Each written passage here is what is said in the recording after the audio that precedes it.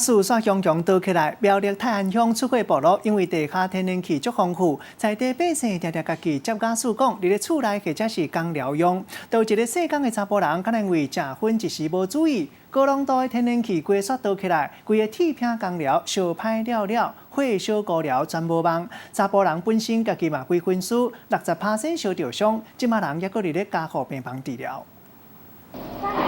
救护车接到报案，随着赶来现场，住伫咧出火部落的人看起来真紧张，赶紧请消防队来咧抢救细工的这个厝主。因为意外发生的同时，敢若听到“嘣”一声，大约6米大的铁厝工寮随着互大火吞去，厝主规身躯拢着火，走出门化救命。